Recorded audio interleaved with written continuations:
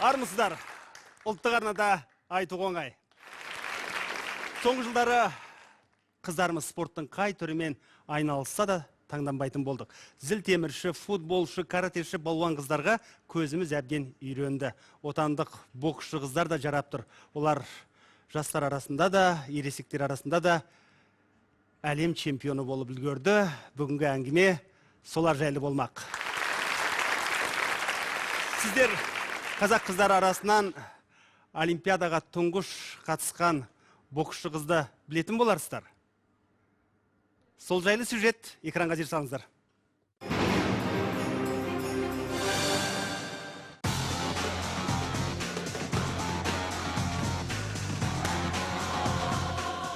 Саида Хасенова бокстан әлем чемпионатына қатысқан тұңғыш қазақ қызы. Дәл сол 2010 жылы ол Гуанчжоудағы Азия ойындарына қатысып жүлдегер болды. Ал 2012 жылы қазақстандықтар Лондон жаққа үмітпен қарады. Өкінішке орай Саиданың олимпиадада жолы болмады. Бразилиялық Адриана Араужодан 14-16 есебімен жеңіліп қалды.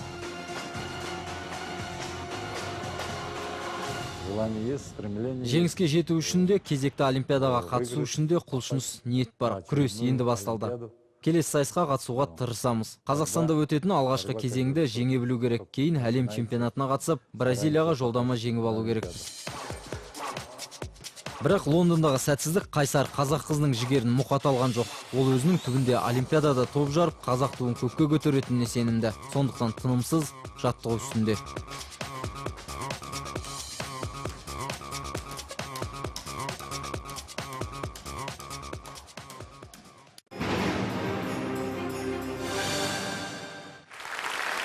Біздің алғашқы кейіпкеріміз Қазақстанның 7 дүркін чемпионы, Азия чемпионы, Азия ойындарының жүлдегері, Лондон олимпиадасына қатысушы Саида Хасенова. Қош келдіңіз. Лондон олимпиадасына бардың ғой? Иә. Мен жігіттерге, боксшы жігіттерге үнемі жанкүйер болып жүрмін ғой. Бұл жолы мен ойладым. Осы қазақтың қызы чемпион болса, ең болмаса бір жүлдегер болса деп ойладым. Мен білем ғой, сенің бабыңда болды, сенің мүмкіндігіңде болды. Мен ойладым, не болды екен? Одан кейін кездеспес, сөйлеспегеннен кейін мүмкін бір толқыдым екен деп ойладым. Жоқ, расымен бабымда болдым, жақсы дайындықтан өттім. Өзімде міндетті жүлдегер болып қайтатыныма сендім. Бірақ өкінішке орай сол күні менің күнім болмаған шығар.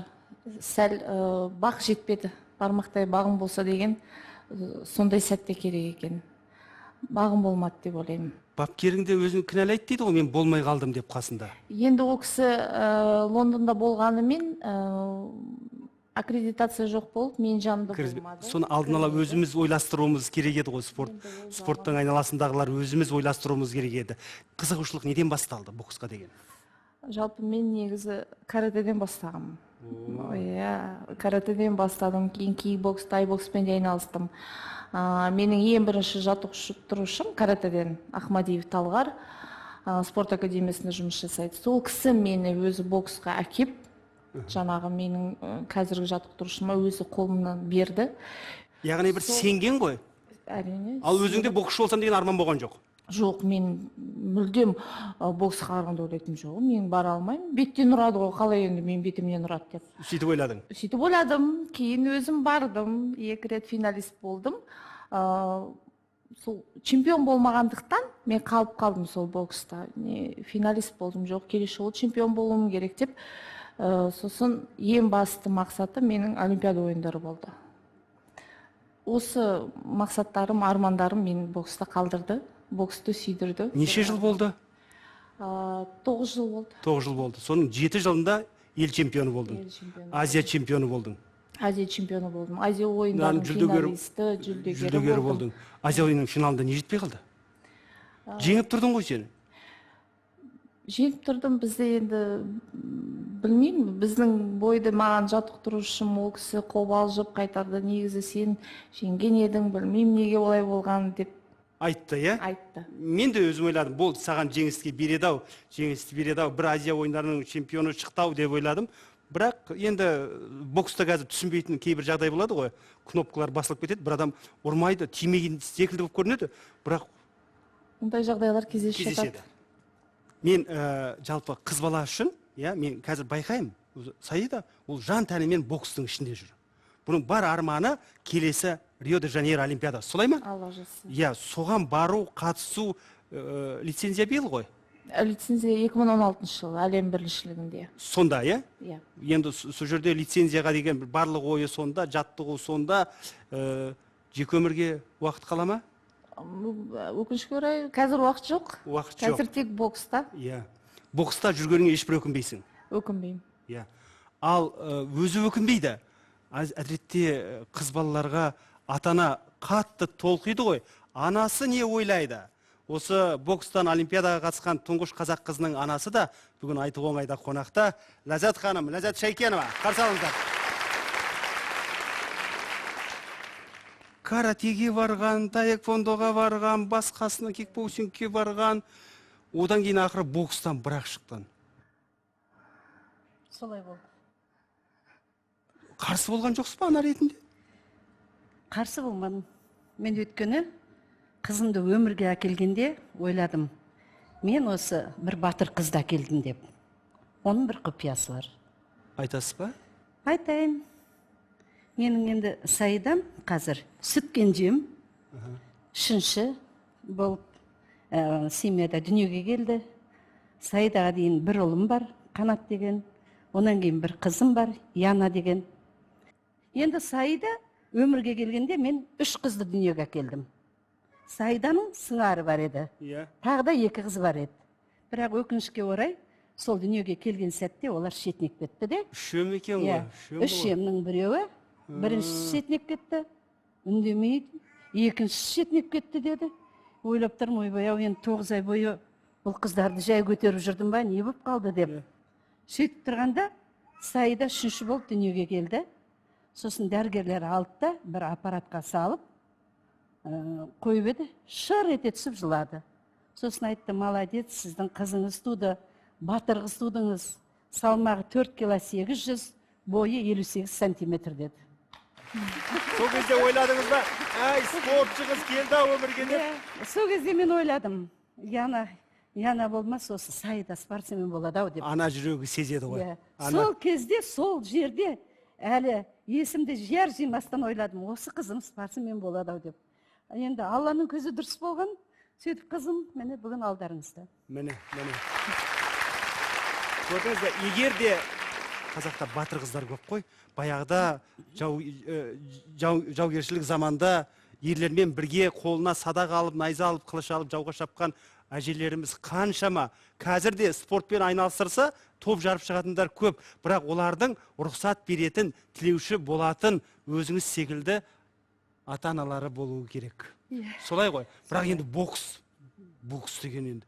Кейін бокстың несі футболдан да аз, мысалы. Футболда аяқ сындырып нетіп атады, бокста тек қана жаңағы шлем киіп, дұрыс ойнаса, онда қатты ондай травма болмайды. Айқын өзің айналысқан адамды айтасың ғой. Біз енді жаңағы осы бір арнада елімізде әншілердің арасында чемпион дейтін жарыс болды. Сол жарыста 2-ші орын алдым. Бір ай бойы бокспен айналыстым, мен түсініп отырмын, бұның қандай еңбек екен бокстың негізі.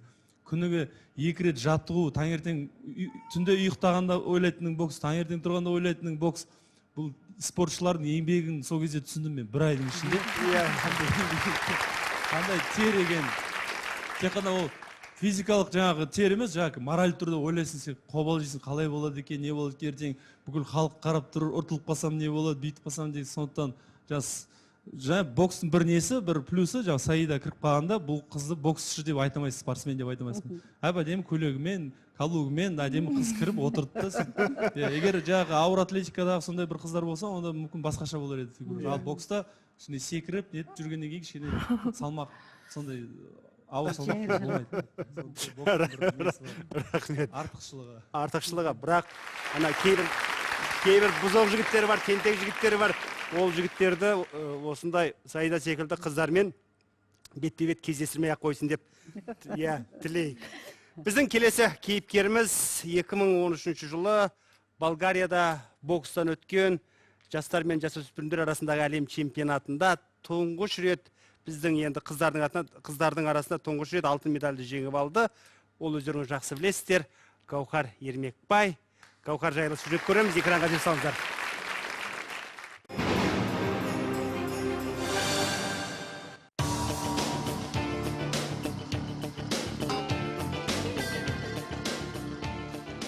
Гаухар Ермекбай 2013 жылы бокстан Болгарияның Альбения қаласында өткен әлем чемпионатының жеңімпазы. Алдымен Италия, Ресей, американдық спортшылармен шаршы алаңға шығып, сайыс Гаухардың пайдасына аяқталған. Ал финалда ирландиялық Дисмонд Кристиді ойсырата жеңді. Бұл жетістік қазақ халқының абыройын асқақтатып қана қойған жоқ. Қарасаздың қызына күш, қайрат, рух сыйлады. Бокстан Қазақстанның 3 дүркін чемпионы қазір Қытайда болатын жолдастық кездесуге дайындалып жүр.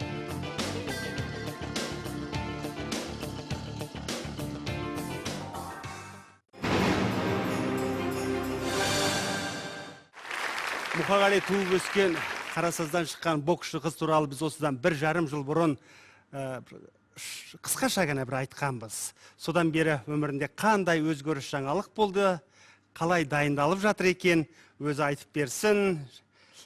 Жастар арасындағы әлем чемпионы Гаухар Ермекбай.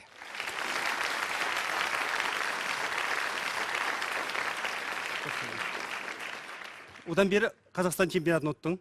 Иә. Сыртқа шыққан жоқсың ба? Одан кейін мен Сербия мемлекетіне международный турнирға барып қайттық. Ол жерде өкінішке орай ұтқан бойымды бермеді. Бірінші бойдан. Неге өйтеді олар? Содан? Одан кейін Россия мемлекетіне жарысқа бардық. Ол жерде қола жүлдегенмен оралдым.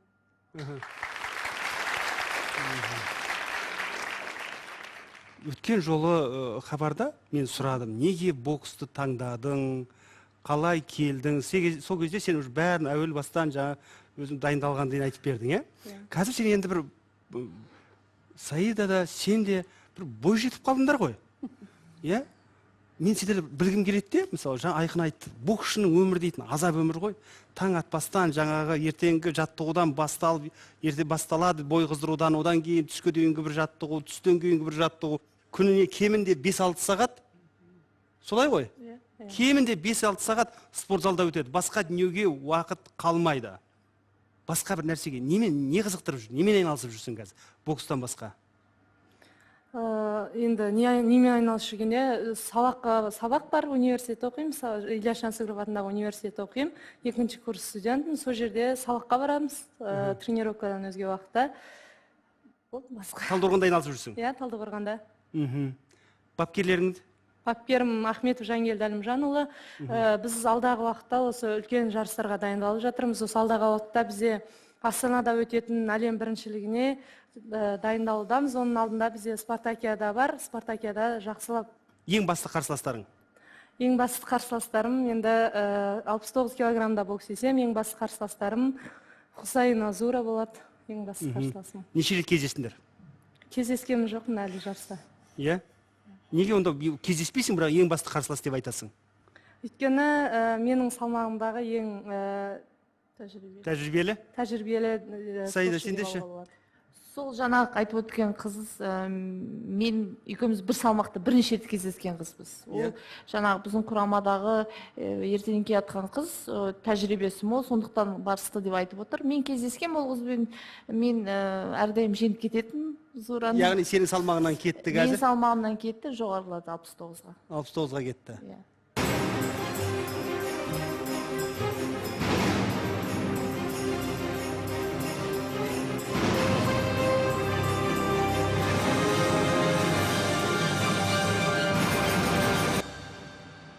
Жастар көріп отыр мына хабарды. Олар ойлайды, мыналардың өмірлері қалай екен? Жаттығуға барады, сосын бұларды не толғандырады, не қызықтырады? Мысалға, iPhone телефон қызықтыра ма? Қызықтырмайды, мысалға, түнгі клубшы? Жоқ ондай. Енді уақыт болса неге бармасқа, дәл күнделікті уақыттар немен өтеді, не қызықтырады дегенім ғой? Кітап бар ма ішінде?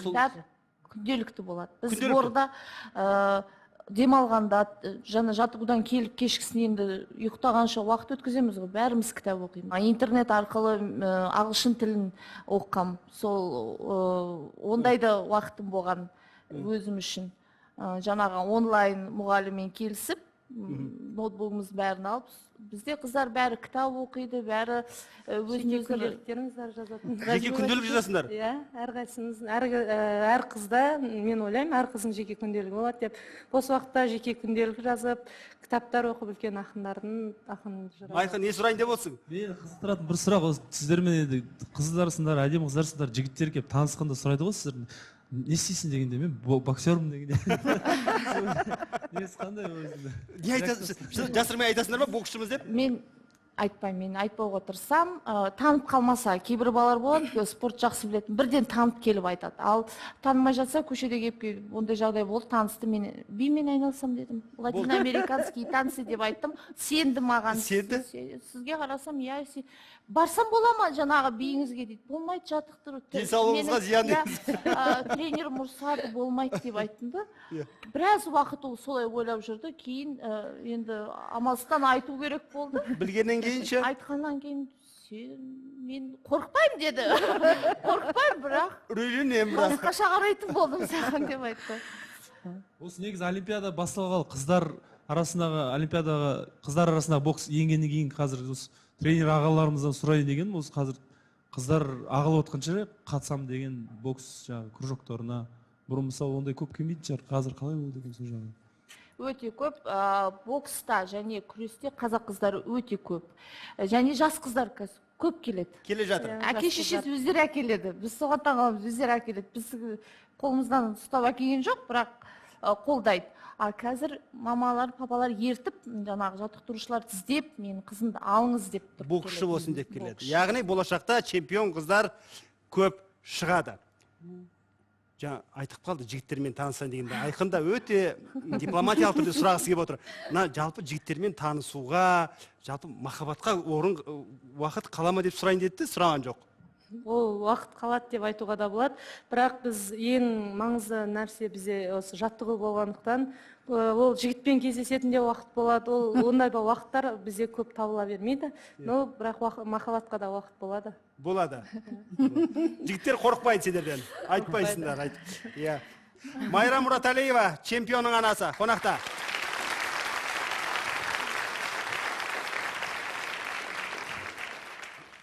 Әр ананың бақыты дейін ба, ол балалардың бақытты болуы, солай ма?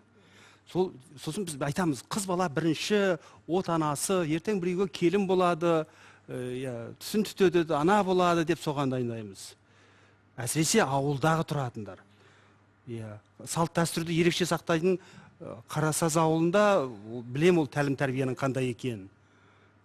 Енді сіз қызды боксшы қылып жібердім деп кей кезде бір өкініш болмай ма іште? Жоқ, болмайды. Енді өзі таңдап, өзің таңдау осылай болғаннан кейін енді өкінбеймін. Құдайдың берген бағы міне жақсылықтар болып жатыр, көрсеткіштер жақсы болып жатыр. Осыған тауба.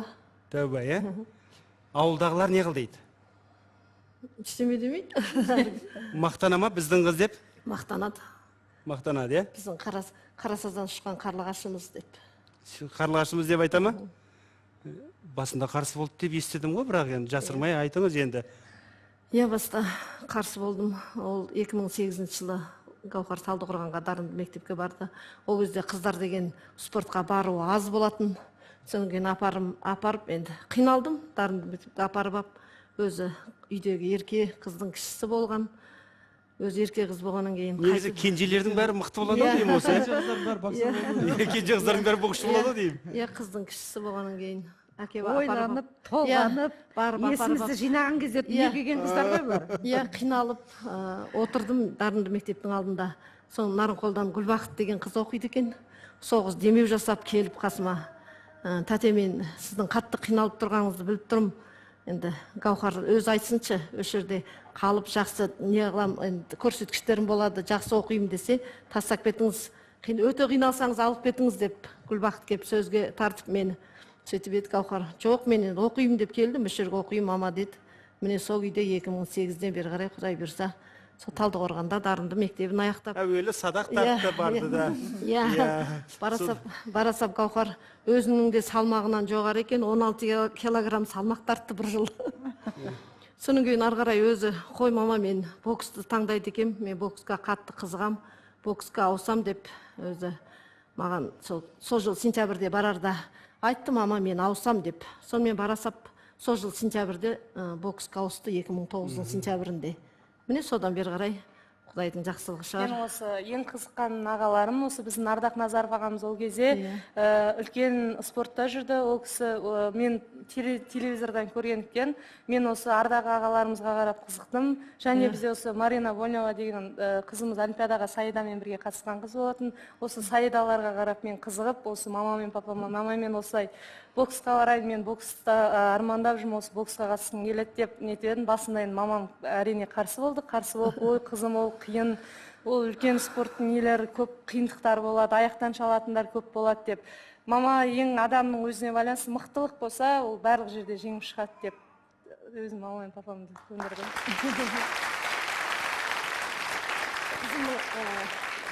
Мына әдетте спортпен айналысқан, бокспен айналысқан адамдардың жігіттер айтады, әзір қолымыз қышып тұрады дейді кейде.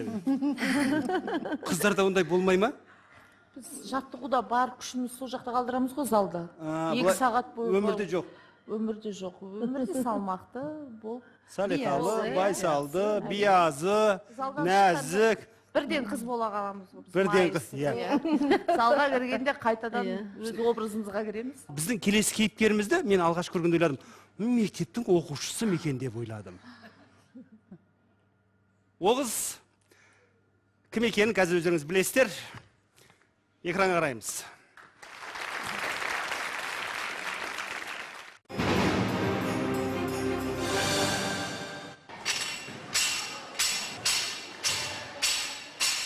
Қазақ қызы әлем чемпионы. Осы сөзді халқына мақтанышпен айтқызған Назым Қызайбай осы залда 7 жылдан бері жаттығады. Ол әлемді мойындату үшін көп тер төкті.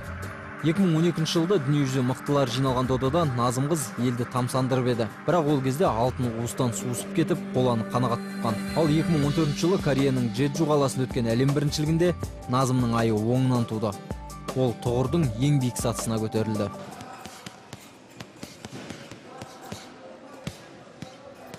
Тренировка Назым үшін ең маңызды нәрселердің бірі ол. Әлем чемпионатының алдында көбіміз қыдырғымыз келеді, бір жаққа барымыз келеді. Бір бөлмеде тұрғаннан кейін Назым жүр бұлай барып келейік, Назым бір жаққа барып келейік. Жоқ, қыздар, тренировка істейік. Бір нәрсеге жетейік. Осындай жерге келгеннен кейін бір нәрсеге жетейік, бір өзімізді көрсетейік деп. Осы арманына жетті деп ойлаймын. Бұл мінез Назым боксқа кішкентайынан әуес бопты. Былғар қолғап киіп, груша тоқпақтап жататын достарына қызыға қарап жүріп, өзі де спорт залдан бірақ шыққан. Содан берде мерей үстем болып келеді. Ол шаршалаңда өзін қалай еркін сезінсе, өмірде де еркіндік сүйеді, қарапайымдықты ұнатады. Осы мінез үшін ортасына да сыйлы.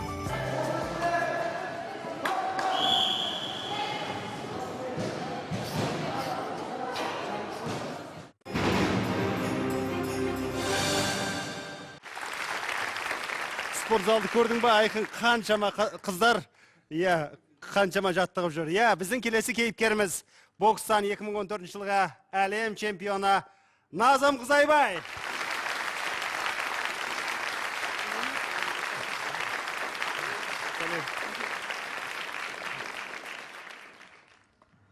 Әлем чемпионы болдың.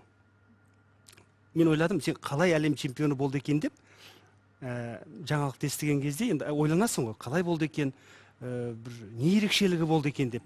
Мен жаңаны сюжетті көріп отырғанда оның сырын ұқтым. Ол сенің еңбексүйгіштігің екен.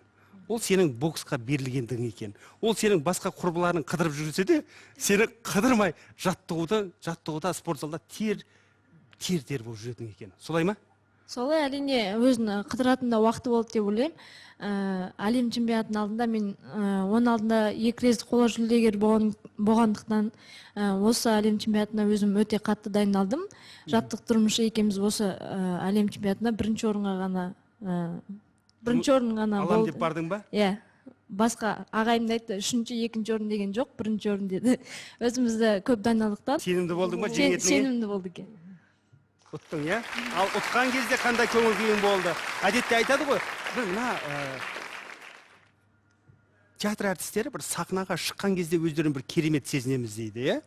мына спортшылар айтады, ең бастысы жаңа жеңіп бір ту көтеріліп тұр, елдің туы биікке көтеріліп әнұран ойнағанда өзіңді бір керемет бір сезімді бастан кешесің дейді. Сенде қалай болды? Мен де бірінші орында тұрған кезде туымыз желбіреген әрине өте қуанышты болдым. Бірақ та жеңіс ол кезде қатты сезілген жоқ, өйткені басқа елде болғандықтан ба, осы біз келген кезде ғана білінді, чемпион болып кел деген сол кезде ғана білінді, өйткені әуежайда бәрі күтіп алып қарсаған кезде сол кезде өзіме сезілді. Сол кезде ғана. Елдің махаббатын сездің ба? Иә. Қалай екен чемпион болған? Жақсы деп ойлаймын. Күшті екен. Ұстазы бапкері отыр. Жаңа мен бапкер туралы айтқан кезде бір ерекше құрмет сезіліп тұрды. Мен бапкерім толқыса, мен де толқыр едім дейді. Бапкерім сенімді болса, мен де сенімді болдым дейді.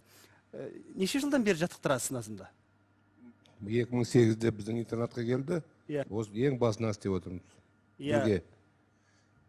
Балаға әкесінші, спортшыға бапкері сыншы, чемпион болатынын біз болатын бала әуел бастан деп айтамыз ғой. Сол кезде чемпион болатынын білдіңіз бе? Нәзік қана қыз болған шығар, талдырмаш осындай. Бұлай болды. 2008-де мына жаңадан біздің шаңырақтағы интернат ашылғанда мен өзім сұрап бірінші топ құрдым қыздарда. Одан бұрын бір интернатта қай жерде болған жоқтым да. Қыздар болған жоқ ол кезде. Болған жоқ. Содан бастап, сонда келген қыздардың ішінде Назым болды, бір ағасының жолдасы алып келді. Көрдім, енді бәрі сәйкес келді, спортқа деген қуаты да бар, күші да бар, өзінің жаңағы спортқа беріліп, көрініп тұр сонда. Содан кейін сразу алып алдым да. Өкінген жоқпын, шын айтайын, 5 айдан кейін Қазақстанның біріншілігін ұтып алды, бірақ 5 айдың 4 айын аяғынан тебетін өкшесінен, аяғын дұрыс қойдап. Содан бастап сол кетті, содан бастап 16 жасында әйелдер арасында Қазақстан біріншілігін ұтып алды. 16 жаста спорт шебері болды, ұлттық құрама командаға кірді. Содан кейін енді халықаралық жарыстарға қатысты. Қазір оған енді былай осы әлем чемпионатына дайындалғанда бір жақсы не болды. Өзіміз бөлек дайындалдық. Айтқанда бірінші аптада бірінші сбор дейді, сонда өзі бөлек дайындалдық. Жаңа мына жолдас құрбылармен бірге олар көмектесіп. Құрбылары көмектесі дейсіз ба? Иә, көмектесіп. Олар да боксшы қыздар ма? Иә, боксшы қыздар, міне осында тұр олар. Олар да кесінші, чемпион болуына көмектескен қыздар қасына отырсын. Кел, келіңдер, кел. Кел, шығыңдар, кел. Осы екі қыз ғой көмектескен? Иә, осы екі қыз, үшеуі таңертең сақ қорғанда 1,5 сағат, 2 сағат жүгіретін. Осы интернатқа түскелі бері доспыз, бірге тұрамыз, бір бөлмеде. Интернат білесіз, енді қан жағынан болмаса да, жан жағынан туысқан болып кеткенбіз. Туысқан болып кеткенсіңдер? Иә. Өзің жетістіктерің қандай? Өзім Қазақстан сборный ішінде, сборный командасындамын, бәріміз. Чемпионатта? Чемпионатта әйелдер арасында жүлдегермін. Жүлдегерсің? Иә. Назым жайлы жаңа айтып кеттім. Әрдайым енді интернатта тұрғаннан кейін бір жаққа шыққым келеді. Шынымен, таңертең 7:30-да тренировка, Жұмабек ағай өзі жібереді, 1 сағат, 1,5 сағат жүгір дейді, осылай. Немесе 20 раунд мешок, осылай. Одан кейін кешке жақын 4-те тренировка, парда тұрамыз, мешок ұрамыз сондай. Сосын кешке шыққым келеді, демалғым келеді, басқа жақ көргім келеді, интернатты мен 4 жағы бәрі жауық болғаннан кейін, Назымға айтамыз, Назым жүрші қыдырайық, Назым жүр киноға барып қайтайық, бүйтейік, сөйтейік, келеміз қазір деп. Жоқ қыздар. Режим болу керек. Тамақ ішіп, қазір кішкене жатып, демалайық та, таңертең тренировкаға тұрайық. Иә. Содан тыңдаймыз Назым. Біз де чемпион болайық деп тыңдаймыз. Иә, сендер де чемпион болдық. Bir ғана сұрақ, елдің бәрін сұрамасам және болмайды. Шаш қою үлгілерің ерекше. Кім, Назым, сен ба бастап жүрген? Негізі мен боксқа келген шашым ұзын етін, белімнен келетін. Боксқа келген кезде бізде тоже бір қыз бар, ол қыз чемпионка Қазақстана болған, оның шаш қысқа орыс қыз етін Наташа деген. Соған қарап, білмеймін, өзімді шашым кескім келді, басына кішкене қысқа қылым, одан кейін осылай совсем қысқа қылып тастадым. Бұдан қысқа болып кетпесін енді, иә? Енді бұдан қысқа болмайды. Күнде жаттығып жүргеннен кейін шашымыз қысқа болғанда оңай. Тренировкадан келесің де басын тез жуып, өзімізге оңай болады. И шлем киген кезде де мешать етпейді. Ыңғайлы болады дейсің ғой. Саиданың әкесі осы шашты гүлі кекілде жоқ қой Саидада. Қиюға рұқсат етпейді. Сонда ана тренер бірнеше рет айтты, шашты түйіп, шлем киеді ғой. Сол шлемнен ұрғанда ана түйіп қойғаны басына қатты тиеді деп. Онда айтты, Саида сөйтіп айтып еді, әкесі айтты. Ондай болса спортыңды қой деді. А шашың сенің шаш болып тұрады басыңда деп. Міне өздеріңіз көріп отырсыздар. Шашы қолам шаш. Сондықтан мен осы қыздарымның негізі шашы болғанын қалаймын. Бізде осы чемпионның Назым Қызайбайдың анасы да келіп отыр. Кәмшат Өмірбекова әпкеміз, қарсы алыңыздар. Қош келдіңіз, келіңіз. 2 рет қола жүлде алды әлем чемпионатында. Бәрібір спортшыларды білем ғой, олар алтын алса ғана бір керемет марқайып қуанады, басқасына онша көңілдері толмайды. Көңілдері толмай, баланың көңілі толмай келсе, ананың да көңілі толмайды. Тек осы жол чемпион болған кезде шын қуанған шығар, солай ма? Конечно, сезінеміз. Неден жәнегі аэропорттан күтіп алғанда бәріміз жылап, және қызымның несіне, және қуанышына. Жыладыңыздар ма? Неге жылап жүрсіздер, қайта қуанбайсыздар ма? Қуаныштан адам енді. Қуаныштың көз жасы болды ма? Иә. Назымда кенже ме үйдегі? Жоқ, 3-ші қызым, өзім 6 балам бар. 3-ші қызым. 3-ші қыз. Негізі 3-ші қыздар чемпион болады екен, шығады екен 3-ші қыздардан. Басқа балалар айналысқан жоқ па бүйтіп? Жоқ. Спортпен? Неге Назым ынтық болды боксқа? Назым енді кішкентай кезінде жаңағы 2-ші класс оқығанда, 3-ші класс оқыған кезде жаңағы ұлдармен ойнайтын постоянно. Осы бір қызбен ойнамайды, қашан көрсең қасында кішкентай балдармен ойнап, өз жасындағы балдармен. Сон жаңағы үйден көйлек кидіріп жіберем ғой, ұзын көйлек. Сөйтсе далаға шыға салады да көйлегін колготканың ішіне салып алып, балдармен фишка ойнап, асық ойнап кетіп қалатын. Сол өзі балдармен соғысып жаңағы. Мына әрбір спортшы болсын, өнер адамы болсын, өнер адамы сахнаға шығарда, ол бір ерекше толқиды, сосын бір өздерінің ішкі бір ритуалдары болады. Біреулер Құдайға сенады, біреулер бір нәрсені қайталайды, біреулер қайрайды өзін-өзін. Саида, сен рингке шығардың? Мен дайындалғанда қатты қобал жеймін. Рингқа шыққанша қатты қобал жеймін, ойлаймын, өзімді қалай қазір бой жүргізетін. Бірақ отырып өзімді бойға настраивать еткенде, жаңа дайындаған кезінде өзіме айтам, мен қазір дайынмын, менің қолымның, аяғымның күші жетеді. Және мен әрдайым ойлайтыным, үйде әке шешем мені күтіп отыр. Сол кісілер бір қуантсам деген сондай менде болады. Білем, бұл кісілер қатты көріп мазастанатын. Әрине. Кейін рингқа шыққаннан кейін ол қобалжу кетеді, өз жаңағы жұмысын басталады.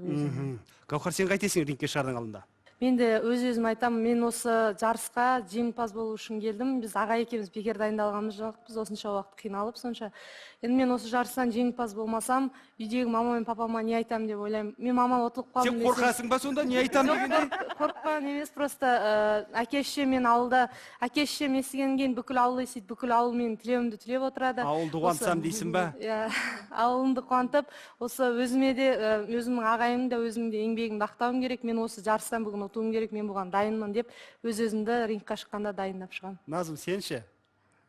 Мен ойлаймын, әр спортшы жарыстың алдында қобал жейді деймін. Өлең тыңдап, разминка дейді ғой, біз разминка істегенде өлең мен тыңдап кішкене билеп разминка істеймін да өзім. Қобал жу, көбінесе ағайыма қараймын. Ағайым қобал жаса, мен де қобал жей бастаймын. Яғни ағайың үнемі қасында болу керек. Ағайың үнемі сенімді болу керек. Мен бағанадан бері отырдым, бұл кісі ешқандай қобалжымай деп отырды. Сөйтсем, сен қобалжымасын деп отыр екен ғой мына жерде. Мен ағайым қобалжымайды, көбінесе анда-санда бір әлем чемпионатында. Бірақ саған өте қатты беріледі. Беріледі, если ағайым қобалжыса, мен де қобалжи бастаймын. Бірақ ағайым кәдімгі жарыстарда онша қобалжымайды, или маған көрсетпей ме, ағайым кітаппен жүреді, жарысқа ойламайды да, мен ойлаймын, ағайым спокойно жүр, мен де сөйтіп жүремін деймін да. Ағайым да өзін алдайды да кітап оқып. ағайым да может сөйтетін шығар, бірақ та ағайыма көп қараймын негізі. Әсет Ибрагимов осы Назым спорт және туризм академиясында оқиды. Назымның кураторсыз ғой, иә? Иә, сабағы қалай сабағы? Сабағы жалпы бұл үлкен спортта жүрген қыздардың оқумен үлкен спорт алып жүру өте оңай емес. Біз енді біздің академиямыздың президенті Қайрат Хайрулла Закирановтың қолдауымен, көмегімен жағдайлар жасалынады. Жеке оқу кестесі беріледі. Жалпы өздері ай сайын оқу жаттығу жиынында болады, жарыстарда жүреді. Білім алу да оңай емес, ол кітапты оқуға да уақыт табу керек. Сол үшін біздің мұғалімдер түсінікпен қарап көмектеседі. Құжат тапсыратын қыздар көп пе? Құжат тапсыратын қыздар өте әрине көп. Жыл сайын қыздар көп түседі бізге. Назым, Саида да бізде оққан. Мен өзім кураторы болғам Саидан. Өзімізде оққан 2005 жылы. Ең бірінші түлегі біз. Боксшы қызға білім керек пе? Әрине керек. Керек па? Бірнеше диплом бар бізде, бәрімізде. Бірнеше диплом? Оны не істейсіңдер жинап оны? Енді бокстан кейін жұмыста істейміз ғой. Бокстан кейін не істейсіңдер? Бокс бітеді ғой бір күні. Сендер әлем чемпионатын бірнеше рет ұтасыңдар, олимпиаданы ұтасыңдар. Содан кейін бір күні білесіңдер ғой өздеріңде алдыңғы ағалардың өмірінен боксшының, спортшының дәуірі аяқталады. Содан кейін бар ма бір арман, немесе ой, немесе жоспар? Содан кейін жеке өмір басталады. Ол қандай болады шамамен? Енді ол әрине семья құру, болашақ енді қыз бала болғаннан кейін ана атану. Жоспарда бар. Әрине, сосын біз әбден үйден кетіп, активный өмірге үйренгеннен кейін біз үйде отыра алмаймыз деп ойлаймын. Біз сондықтан жұмыс істеуіміз керек. Мен өзім спорт саласында қалатынын білем. Мен қай салада жұмыс істегім келетін, өз ойымда бар. Мен жалпы осы спортта тек қыздардың спортты дамыту жағында жұмыс істесем ба деп ойлаймын. Өйткені мен өзім сол жерден шықтым, қандай проблемасы бар, қандай жерлер жетпейді, қайсы қалай екен білем, сол жағында жұмыс істегім келеді. Сіздер танымал адамдарсыздар, боксшы қыздар, яғни әнші Айқын мырза. Сіздерге ортақ сұрақ, осы танымалдықтарыңызды пайдаланасыздар ма? Мысалы, дүкенде, болмаса жолда кетіп бара жатқан кезде пайдаланасыздар ма? Боксшылар пайдалана ма? Бірден айтып қойып, пайдаланамыз. Мен Қалай? өзім машина жүргізем, кейде қатты асығып жаттықтыруға болып қалады. Майыт қызметкерлеріне көп түсіп қалам кейде. Қатты өтіп кетем, кейде сплошныйдан өтіп кетем. Енді ол өте дұрыс емес, мен аз жасаймын ондайды, қатты кешігіп жатсам. Сол кезде ұстаса айтам, енді ренжімеңіздер, енді өзіміздің тренерім қатты ұрсып жатып еді, жаттығуға кешігіп жатырмын. Содан сұрақ туады ғой, кімсің, спортшы, осындай атағыңды айтып, бірде удостоверениеңді көрсетіп, жаңағы халықаралық дәрежедегі спорт шебері екен. Сол кезде олар таңғалады, сен бокспен айналысасың ба? Шынымен деп. Сол кезде мен жаңағы удостоверениеңді көрсетем, халықаралық дәрежедегі спорт шебері дегенде. Сол кезде сол риза болатын түсініп, әрине қатты ұрсып жібереді, бірақ түсініп, түсінікпен шығарып салады, иә. Менің ойымша, Саида мен Гаухар келесі жолы удостоверенияларын көрсетпес үшін телевизиядан көбірек көрсету керек. Назгүлді мен мысалы неден көрдім, Қазақстан арнасынан Қоянбаев пен түнгі шоуында көрдім. Сол кезде танып көрдім, қызықтырды да маған әңгімесі, бәрі қылықтары. Содан бері танып. Сондықтан біздің спортшы қыздарымызды, спортшы жігіттерімізді көбірек насихаттаса, біздің телеарналарымыз сол кезде жеңілдеу болады да. Өте Айқынжан, өте дұрыс айтасың. Бұлар шын мәнінде бүкіл әлемде, өркениетті әлемде, мына өзің секілді әншілермен бірге спортшылар, олар жарық жұлдыздар. Лицензия келесі жылы алына ма? Әлем чемпионатында. Олимпиаданың өзі Рио-де Жанейрода, иә? Мен сол олимпиадаға барғым келеді. Мен сол олимпиадада мына өздеріңнің алтын медальді жеңіп алып,